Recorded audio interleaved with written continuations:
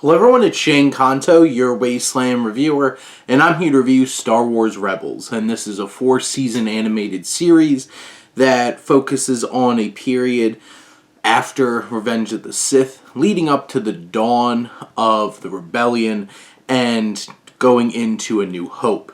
And this story centers around a ragtag crew of a young Jedi in training, Ezra, and a kind of one of the survivors of Order 66, and kind of jaded Jedi, if you say, Kanan Jarrus, played by Freddie Prinze Jr., and you have Sabine Wren, who is a Mandalorian, and Zeb, who is humanoid type alien, who's kind of like the tank of the group, and we have this cast and crew, and Hera Syndulla, who's a Twi'lek pilot, who's kind of like the leader of this group. And out of this crew, they go on this journey trying to protect and save their home planet from the Galactic Empire. And no matter how much this series gets bigger and bigger perspectives, it always comes back to protecting this planet.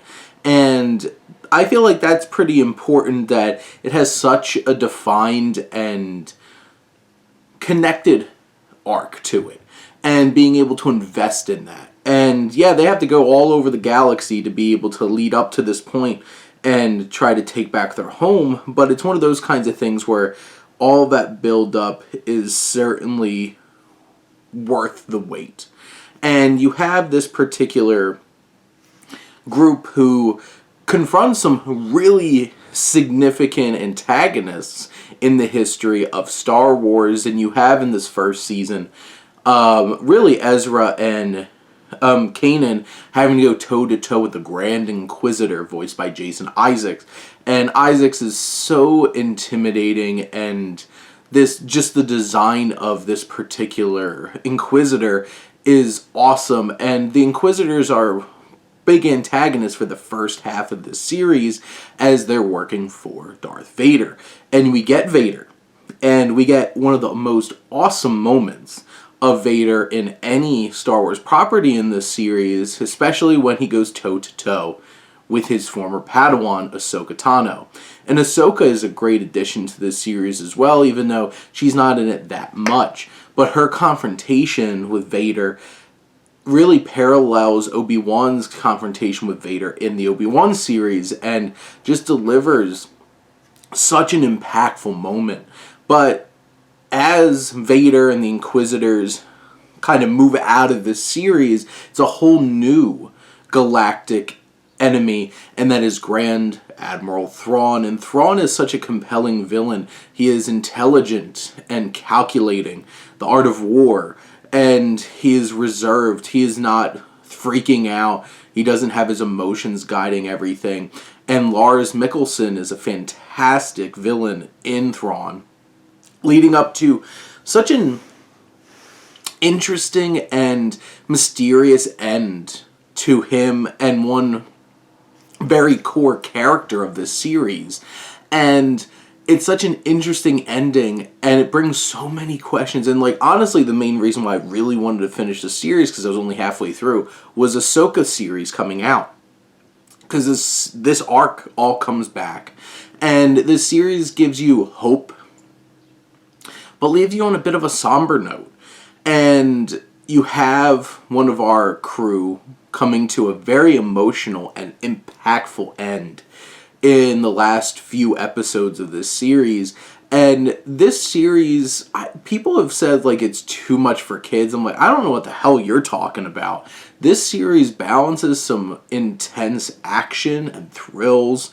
You have this whole entire arc of Darth Maul, who finally gets to complete his arc in Star Wars, and that's a dark series of events that he brings about in this series, leading up to a pretty awesome confrontation with his great rival, Obi-Wan Kenobi.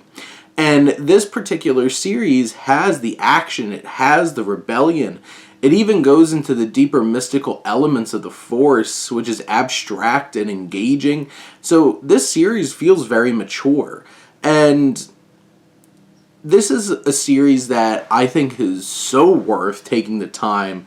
Great voice actors. You have Freddie Prinze Jr. as Kanan, who's fantastic, and David Oyelowo's even in this as Agent Kalis, who starts off as an antagonist and slowly comes back to the side of the rebellion.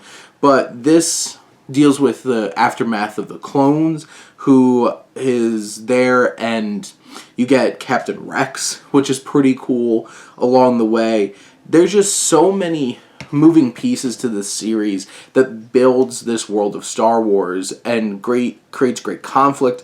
But at the core of it, we care about this crew, from Chopper, their droid, to every single one of them.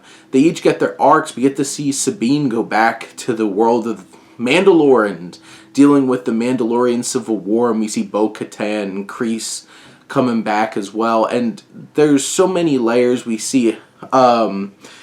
One of the best aspects of this series is the connection between Hera and Kanan, and seeing them really realizing the connection that they have together.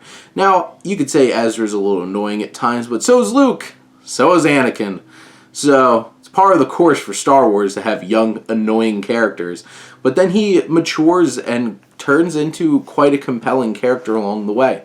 This series is engaging and thrilling and brings so many layers to the Star Wars galaxy, and I'm so glad that I sat and watched it. It's all there on Disney+. But those are my thoughts on Star Wars Rebels. Let me know what you think, and let's talk some movies and TV. But thank you as always for tuning in and supporting your Wasteland Reviewer.